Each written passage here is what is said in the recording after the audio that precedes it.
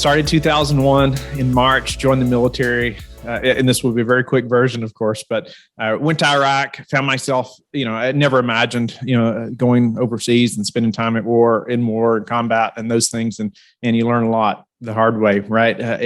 Not everybody in my squad made it home. Right. And so that's some difficult times, but military taught me many great things. And I call it my never give up mentality. Right. It's just not an option to give up, no matter what's happening around you. And so you have to perform. But came home and became a police officer, Kentucky State Police, 1,200 applicants, 5 positions. I was blessed to have one of those, loved working the road. But then got married, passed each other, my wife in the hallway, the first whole year of marriage. The guy's retiring with 30 years on, making $35,000. And finally I was like, okay, this is just not what is best. Started looking for what could supplement my income. Found this thing called real estate or rental property. I'd never been exposed to that before. No entrepreneurs in my family. And thought, okay, if this many millionaires have been made in real estate, I can do something, right? I could have 1 or 2 rentals at least, or a few $100s a month is what I was looking for. That's all I could see at that time. But we bought 2 triplexes and made a ton of mistakes. Even in 2009, still paid too much and just, didn't know, but man, was gung ho, jumped in. And then I became a federal agent that moved us to Virginia, where we still live. And I still stayed in real estate a little bit, but started a horse training business, was a professional horse trainer, selling horses for more money than I ever imagined, and still was doing some rentals.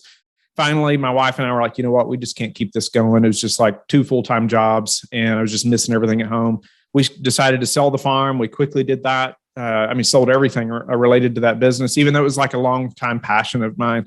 But I knew it was what was best, and we had to do it. And we were called crazy by everyone, selling this house and I had the best job that most, probably anybody in my family had ever had. And so, it was a lot to say, okay, you're going to move in a different direction now completely. Right. You're giving up even your passion, this business for the horses, and you're going to leave this federal position. It seemed so great. But started down, learned about real estate syndication, and I just couldn't believe that it was an option for me to go buy a 100-unit building. I just never imagined that.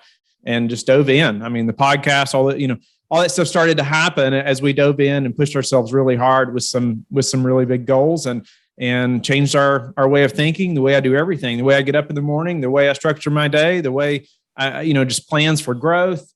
All those things had to change, and they did.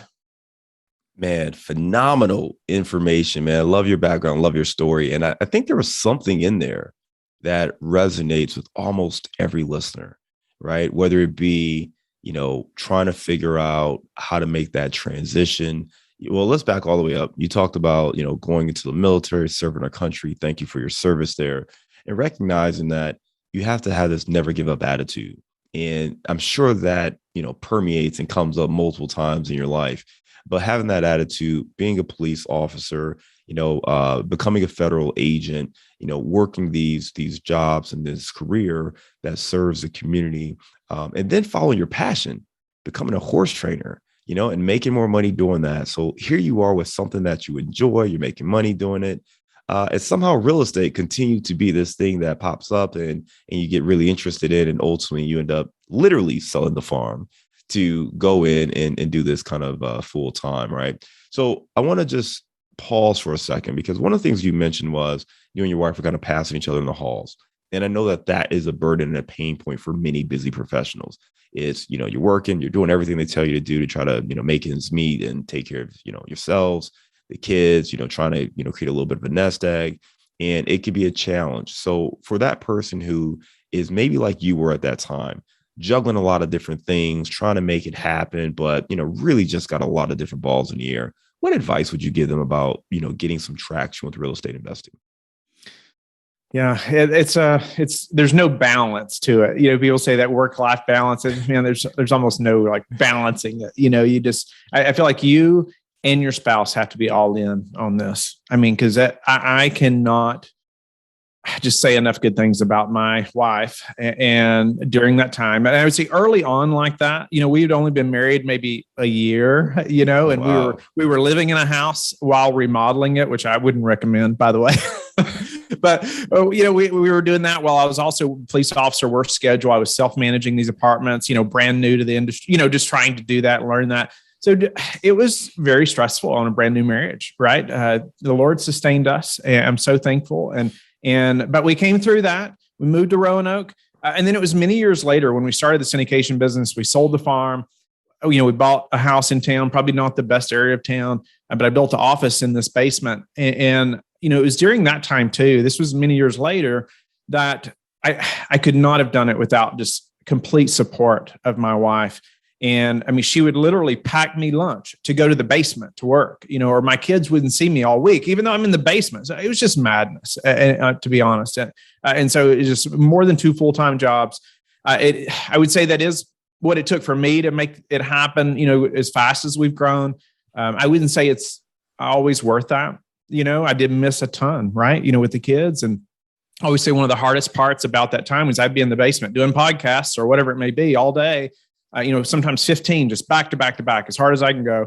And through this little window in the basement, I'd see my boys playing in the backyard. And that was one of the hardest times for me because I couldn't be out there playing with them. I knew I needed to be out there, but man, I had to be focused. But one bigger component of that though, is I would say, my wife couldn't care less about real estate, specifically real estate, right? I could have stayed in horses and she would have supported me, however, our mission, our why, which I'm sure I talked about probably on the last show, but, we have 3 children through adoption and the Lord has just blessed our family through adoption.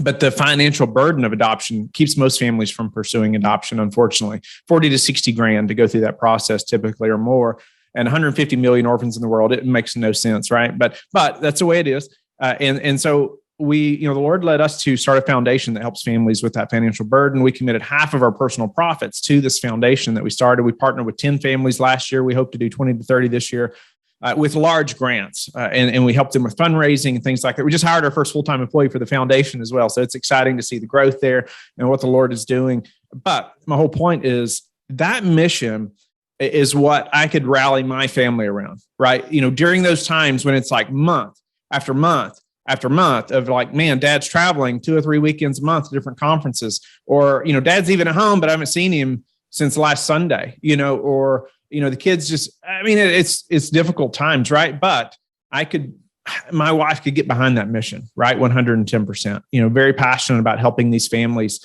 bring these children home. And so that was something, even my children, obviously they're very connected to that story and helping these families. And so, it's something we could all get behind. And so that's why dad's working, right? We have this, and obviously we hope to be back out on a farm, at some point, and so they could, my boys were little and they could get behind that and just, you got to kind of share that vision at a level they can understand too. Right. And so that helped us, right, to keep going. There were many months where in the mornings, my wife and I we had to be early risers. That's the only time we could connect. But I would share with her, I would say, I don't know if we can afford to do the podcast next month. Like, I really don't know where it's going to come from. Like right now we can't afford to do it, so, and the Lord would provide. And I mean, just, so many times he just showed to be so faithful as he always is, but that would happen. And it was just growth building, right? For both of us and our faith and but our family as well. And I'll share a highlight quickly. My best horse I ever sold right before we sold the farm. After we bought a farm, we moved back out in the country again, and I was able to buy my best horse back. And so it's just a neat story of how that came full circle. But I love it, man. I love it. There's a lot of richness in the dialogue you just had. One, you and I are both fathers of boys. And I think that there's something that drives you to do this for your family. But even beyond that, I love that you talked about your bigger purpose, even beyond your family. It's helping other families with that adoption process. And that really fuels you and allows you to stay focused and to work even harder, even if that means more sacrifice for you and your own family. And I do think that's important because syndication is not as easy as people think it is. And maybe it's some people have an advantage. You may have the network already. You've got some well-off friends or a high net worth, network. Great. Maybe you just have to let them know what you're doing and the money pours in. Right. That may not be the case for most people. I know for me, it wasn't like that. I thought having this corporate background would make it easier to connect with other corporate professionals. And I realized, hey, it's a lot more work than that, just to let them know, hey, here's what I'm doing now. There was certainly a lot of hurdles and obstacles to overcome. And you have done the daily podcast now for a few years now. And when you talked about your background, only entrepreneur in the family, more blue collar professionals, doesn't sound like you had a network of high net worth investors ready to stroke checks for your first deal. So talk to me about how you're able to get investors early on, and maybe just tie it in a little more as far as that dedication of the work you were doing. Yeah. So I do like to make that very obvious, because, listener needs to know, hey, you can do this too, right? If I can do this, you can do this. Because I know I know there's no accredited investors or accredited people in my family whatsoever. I had no friends that were accredited. And so I grew up in a one stoplight town. Everybody knew everybody, right? Good or bad. It's very different, right? I was thankful the military kind of took me out of that, right? At that time, and took me places, but now, starting this business, it was all from scratch, right? And it was immediately, what do I have to do to make it happen, right? And so is the podcast obviously just changed things in a massive way. And there's so many things about that I could go into, but how it shaped so many parts of our business and helped us to grow so fast, and me personally to grow so fast. And then traveling to conferences as hard as I could go. So the first two deals that I ever partnered on with somebody else was, the capital that I raised. I think the first deal I raised $250,000. Hey, and I was excited about it, right? I mean, like, this is a big deal. They were all from people I'd met at conferences, just in the past few months, before this, right? And then the next deal, I think I did a few months later, and I think I was just under $500,000. So again, I'm like, okay, this is good, right? But then we started doubling, or more than doubling, every time. Right. And so, we started, it's like pushing that train, right, man, finally getting a little momentum, a little more and a little more, until we can finally raise a lot very fast. Right. And so, but it didn't happen right away. And people see me and think, well, it happened so fast. Yeah, but we probably put 5 years of work in 2.5 years. It's like, it took a ton of time, but it can be done. You don't have to come from money. You don't have to come from amazing network, because I did not. But that's what it took: traveling, networking, and a lot of faith.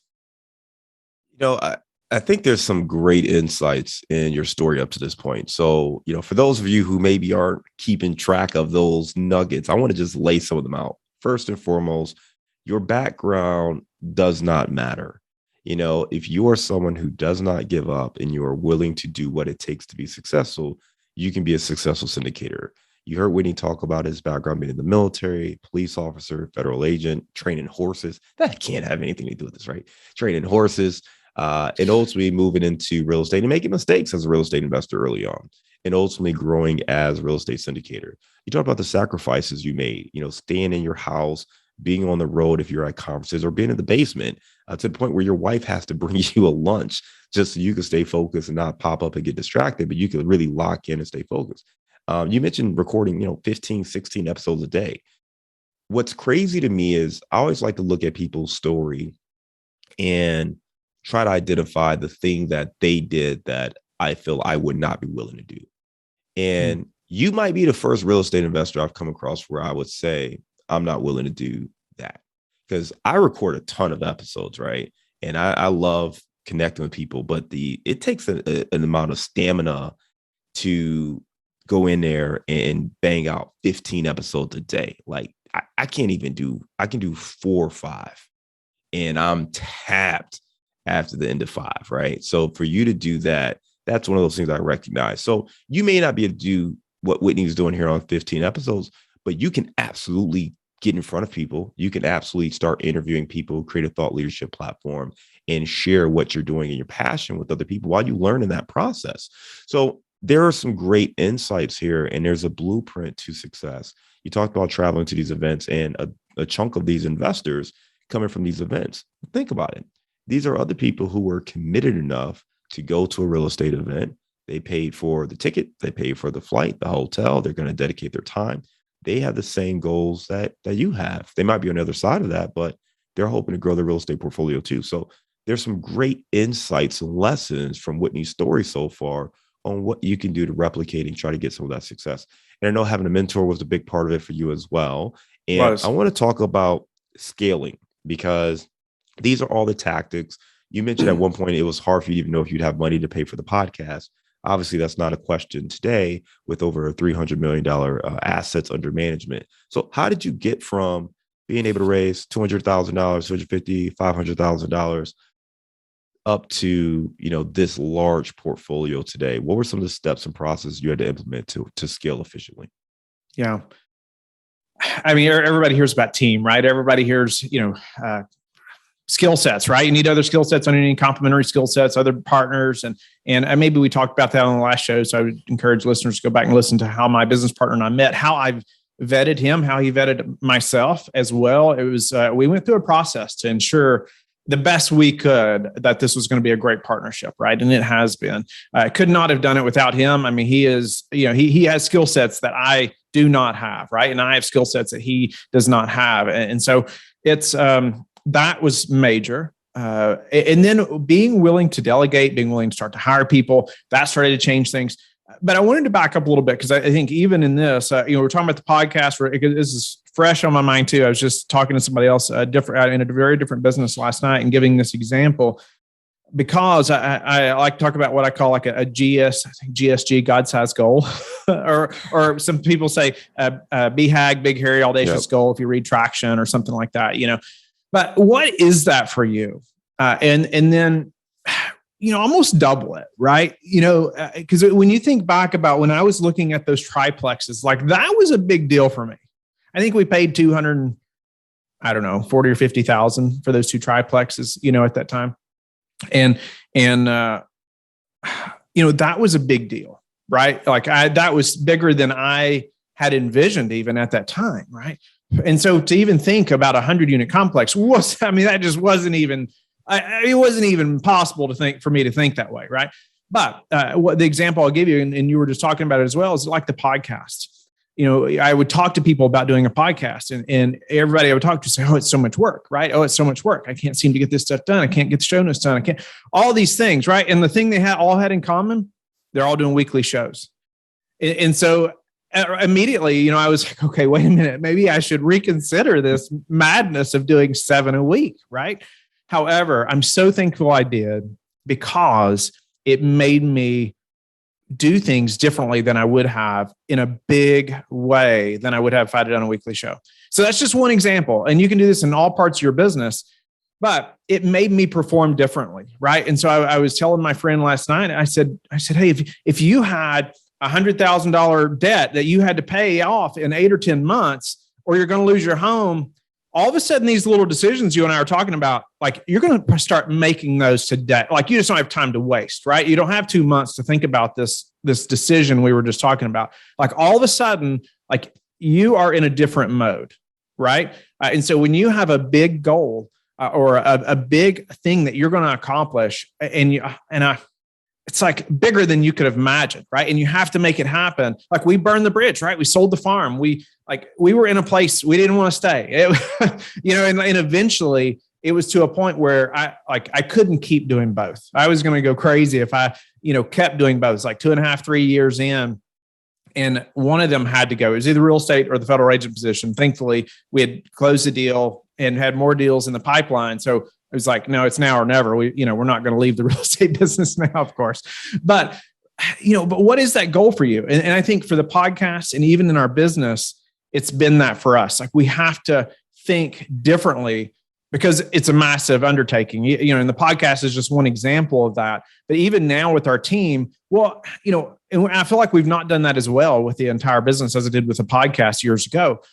We've but not really pushed ourselves to think about, okay, what does that team need to look like if we were 3 times the size we are right now, 12 months from now? Right. Yeah. If we wanted, $1 billion in assets by the end of next year, well, how many deals is that? That doesn't mean we're going to go buy everything or make, poor decisions, but I just mean, how many deals is that? How many markets should that be? How many acquisitions people do we need? How many investors does that, look like? How many investor relations people do we need? Well, all of a sudden we can start backing into that. Right. And say, well, okay, we can get pretty close. And so guess what? We're in a big hiring spree right now. Deal flow is a little slow. So it's like, man, it's a great time to just hammer on our internal operations and start filling seats, because I cannot get it all done. We're past the point where I can provide the service to our investors that we need to provide. I do have somebody on the team that helps me with that now, but still, we need more help. And so this is a great time that we're like, okay, we're going to keep scaling the team so we can complete that big goal. So here's the thing. Let's say our goal is $1 billion in assets by the end of next year. Okay. Well, that seems pretty crazy, right? However, let's say we get to, I don't know, we miss it by $500,000, or we're still doing okay, right? We're still doing okay. But we still got further than we would have if we'd have made I guess what I'd say like a normal size goal. Yeah. Right. There's that quote there's that quote that if you aim for the moon, you'll still land among the stars. Right. So yeah, that's right. I love it. You're spot on, right? You talk about these God-sized goals, which I love. I've never heard that before, so I wrote that down. But that's a great one. Otherwise known as a BHAG, a big, hairy, audacious goal. And it has to be that big because it's going to force you to take massive action.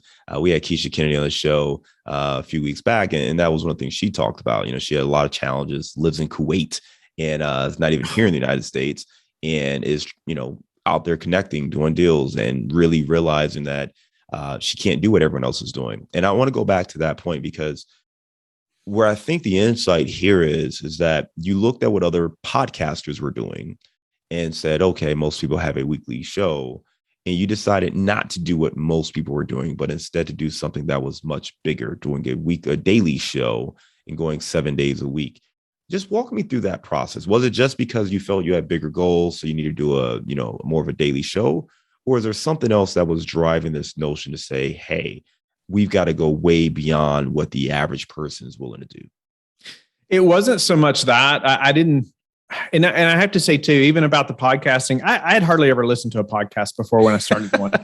I didn't know anything about launching a podcast. I didn't know anything, oh man. So listener, you can do this, right? You can do this. And so, to get better at it, guess what? You can't get to show 20 till you get past the first one, right? And so it's a massive process. So it wasn't about doing bigger than everybody else, because I didn't really, it was more so my mentor, Joe Fairless, he had a daily show. And to me, it was like, I can see what this has done for his business. I'm not trying to reinvent the wheel here. Let's just go figure it out. I mean, it was literally that simple. And so I was like, okay, we're going to do this, right? We're going to go do a daily show. We're going to go make it happen. And then I started going to those couple different conferences, and a couple people that probably everybody listening would know of. I was having dinner with them. I was talking about the podcast. Both of them said, Whitney, you're crazy. Why would you do that? Right. And so I'm like, wait a minute, like maybe I should reconsider this, and then I talked to Joe, and he's like, no, that's why you have to do it. So I was like, okay. I'm back in there. I'm going to go figure this out. And so it was literally that simple. I'm like, okay, I can see what it did for his business. I'm not trying to be cute here. I'm just going to go, do the same thing almost. Right. And it wasn't easy, right? It was definitely not easy, but it pushed me to build teams. It pushed me to hire people. It pushed me to put processes in place that I would have never had otherwise, right? It pushed me to think differently. It pushed me to improve my speaking skills, which are still not great, but they're much better than they were then, right? It helped me to get on stages that I never imagined being on, and speaking to people that I never imagined being able to speak to.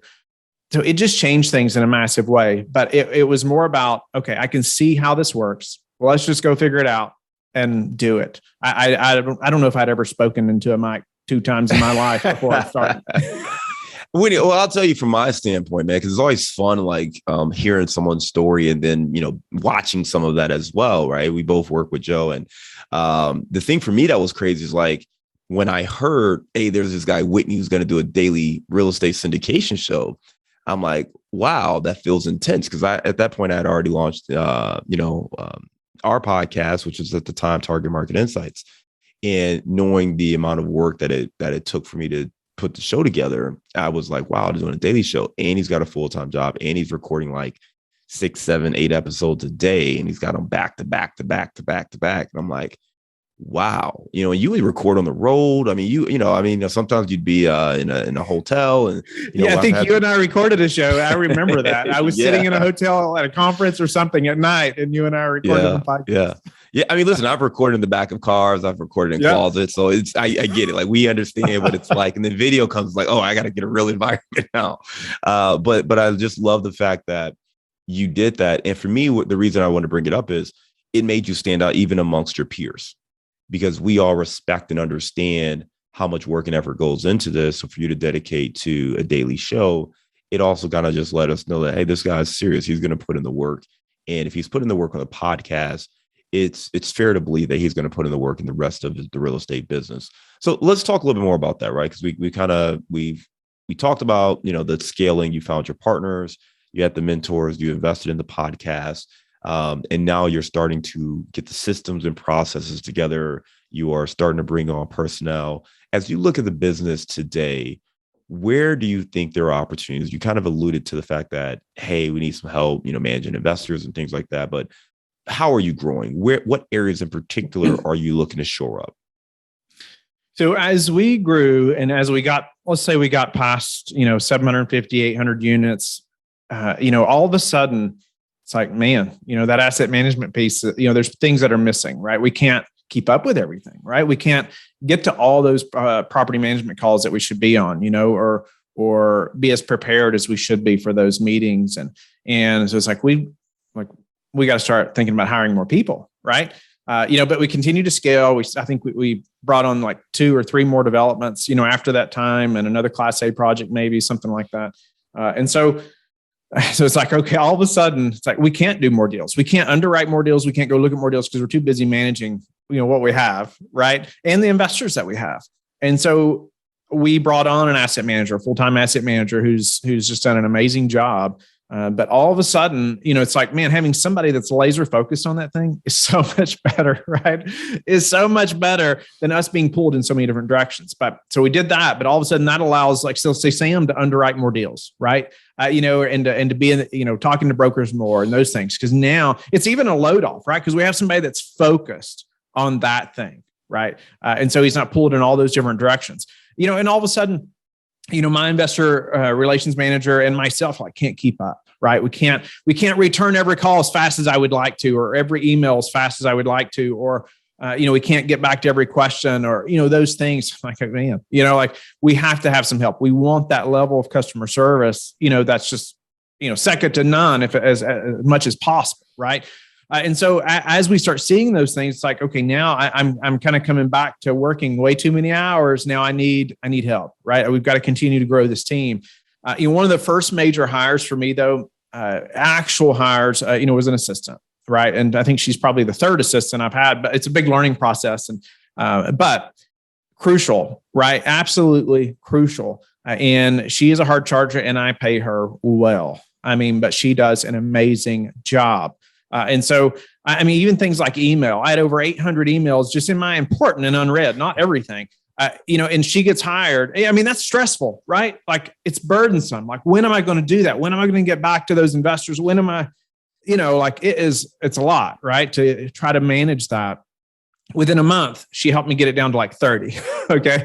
And then we have a system, right? She kind of scans every email. She knows if it can just go to another team member. She knows if it's something I have to respond to personally, somebody wanting to meet with me. She tries to vet that, right? Is this the best use of Whitney's time or not? It has to be the bad guy. Or I give her, like I told her, she needs to challenge me, right? Is this the best use of my time if I'm trying to meet with somebody, right? But then she, handles my entire schedule, all that stuff. But having her has been a game changer by far. Sam's got an assistant. But then it's a matter of improving our processes and systems like we've talked about, and filling those seats. For us now, another acquisitions guy, full-time acquisitions, probably a full-time analyst as well, another full-time investor relations person, maybe 2, in the near future.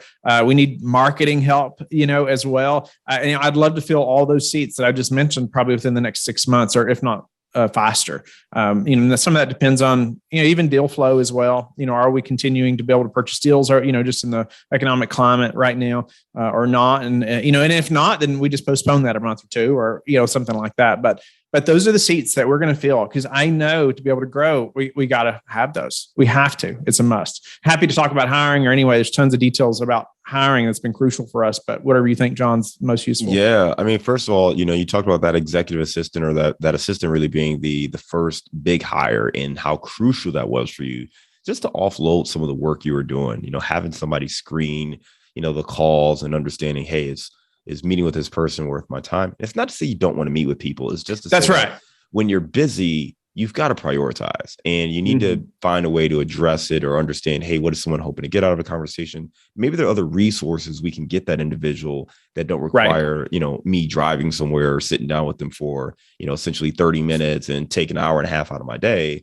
when either, sending an email or having someone else on the team reach out could be more effective. So that is really, you're at that point as an entrepreneur where you're running a business, and you've got to figure out what is the best use of my time, and how do I be more effective and efficient as a leader. So that assistant role is key. I do have one quick question on that, but the other parts that you talked about, asset management, investor relations, marketing, they're different roles on the team. So you may be wearing most of these hats today, or you and your partner, but as you scale and as you grow, you will want to bring on people who can play those particular roles.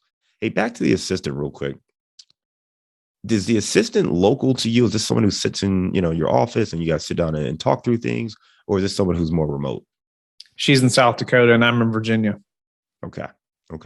Yeah, that's the other thing too, is that, I think you want to figure out that relationship and make sure that, however you're going to work together, you can clearly communicate that. If it's someone who's remote, you can work through the cadence. What time are they starting? Like, every day, like have a routine, because that makes it a lot easier. If you don't have that, and, that person can't really guard your inbox, sort of say, it becomes a little bit more challenging for you. So you definitely want to work through those things there.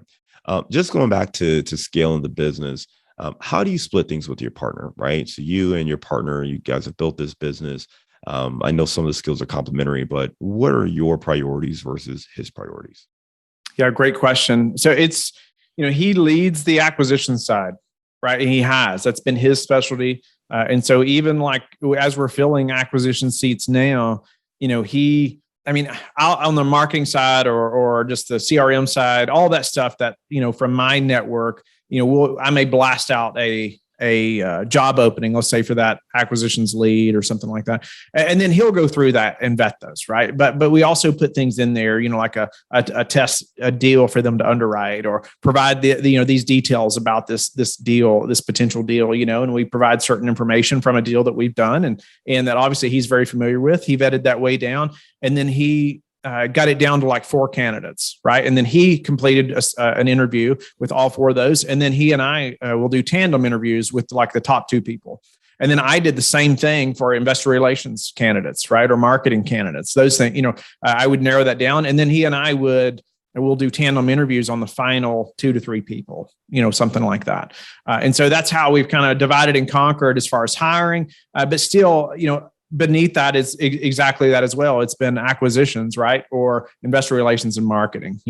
That's been our 2 pieces. And that's how, he had some deal flow. I had some capital I could raise. So when we could come together, the first deal was 20 million, that we did together.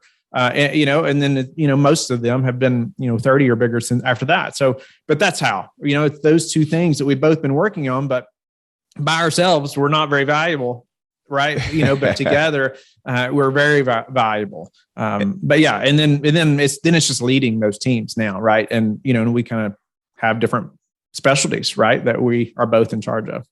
And that may be one of the biggest points of this entire conversation, because we talk about real estate, particularly syndication, being a team sport. And you have to be really good at something, to think that you're going to be great at everything across the board. You can work as many hours as you want to.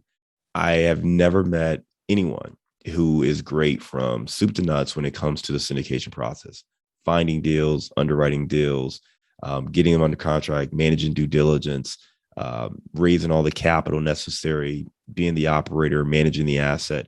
I have not met a single person that does all of those things at a high level. They may be capable of doing all of those things, but there's usually an area where they focus and they really shine, and they maybe have a partner or other people who support them or work with them who are great in different roles. So if you are trying to do everything yourself, one of the best things you can probably do is step back and say, what am I great at? Or what am I really good at? Or what do I enjoy? And what are some things where maybe I can find someone else who can help me with this? If you can do that, you are likely to have more success and growth than trying to do everything by yourself. With that said, Whitney, where can our listeners learn more about you and find out more about what you've got going on? Lifebridgecapital.com. You can go there and connect with us in many ways. You can email me, Whitney, at lifebridgecapital.com as well. There you go. And check out his podcast. It's a daily syndication show, the Real Estate Syndication Show, anywhere you listen to podcasts. Give me a failure or an apparent failure that sets you up for later success. That first deal was the worst. Those 2 triplexes, those were the worst. And it sure seemed like a failure to me and my wife, right? I mean, it was just like, I mentioned that word apartments now, and we both just like cringed a little bit, because of that time of those apartments. And it seemed like a failure to us then. More so the time loss. I think we practically broke even financially, or maybe lost some, but more lost all the time with my new bride, during that time and mentally. However, it did open doors, I think, to bigger real estate stuff later. It was a growth process, of course, but at least broke us into real estate to do bigger things. Give me a digital or mobile resource you recommend for your business.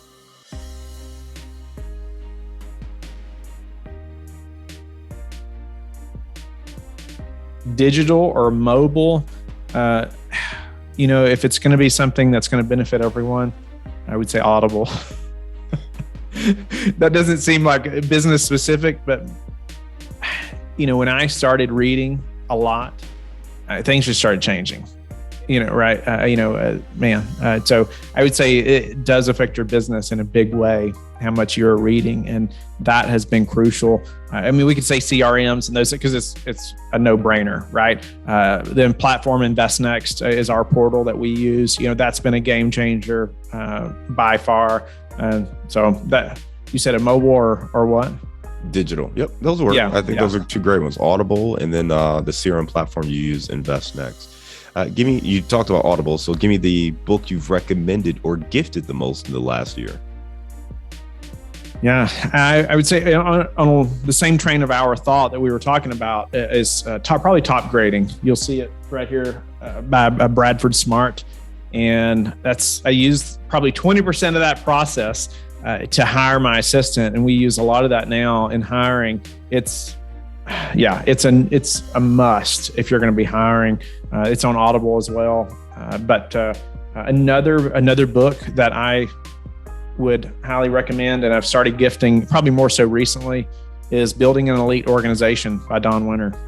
I've been through this twice in the last probably week and a half. And it's on Audible as well.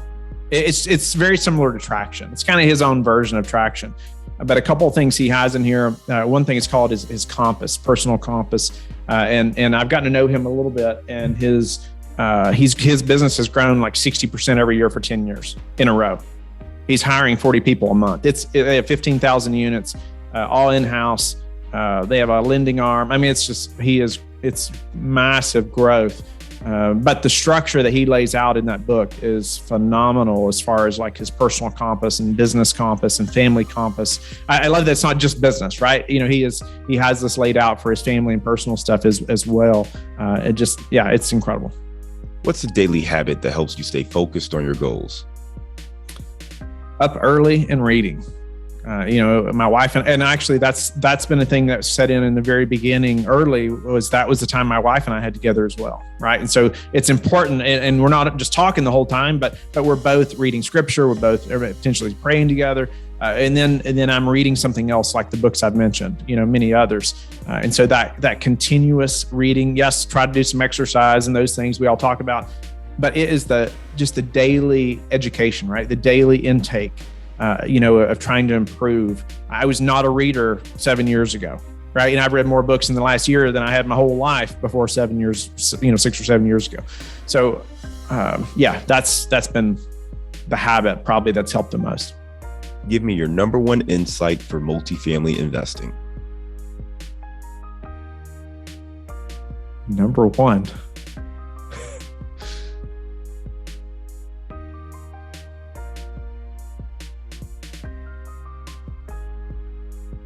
That's a hard one, John. Just one?